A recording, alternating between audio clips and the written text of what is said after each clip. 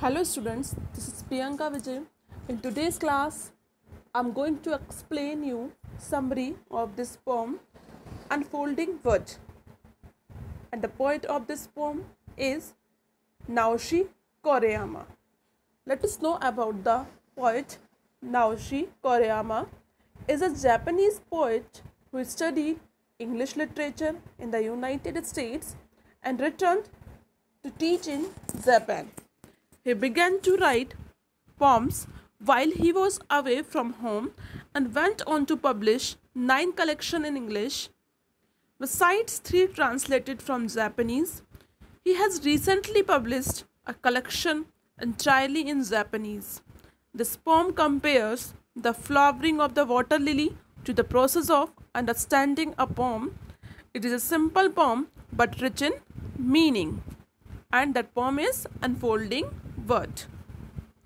So let's start from the stanza. There are 3 stanzas in this poem. Firstly, we will read the poem, then I'll tell you the summary of this poem.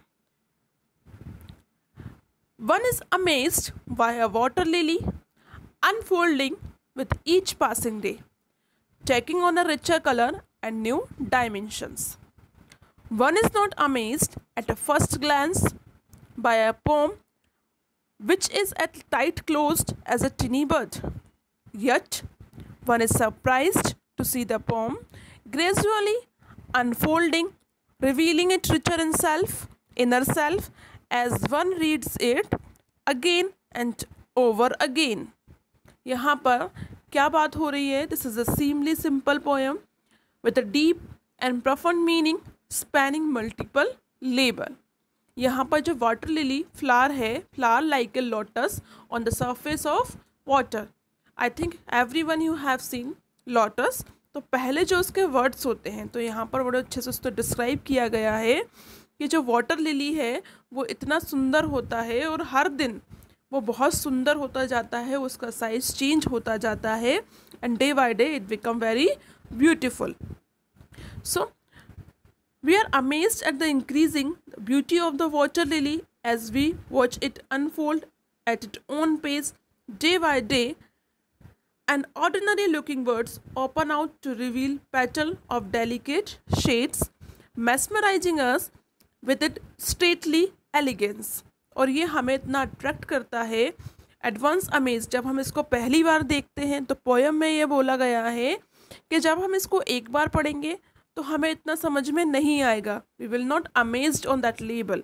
लेकिन जब हम इसको again and again as one read it again and over again, जब हम इसको बार बार पढ़ेंगे तब हमें ये पोम समझ में आएगी. यहाँ पे पोइट ये बताना चाहते हैं कि हमें इसको बार बार पढ़ना पड़ेगा, तब हमें ये चीज़ समझ में आएगी इसकी सुंदरता के बारे में जो वो ये बताना चाहते हैं. The pome may not impress us at first glance of it. It's like a tightly closed word. Even we are not amazed with one reading of poem. जैसे बताया कि एक बार में हम उससे अमेज्ड होंगे ही नहीं, क्योंकि जो इसके जो पेटल्स हैं वो खुलते हैं, इसके जो वर्ड्स हैं वो टाइटली पैक्ड होते हैं.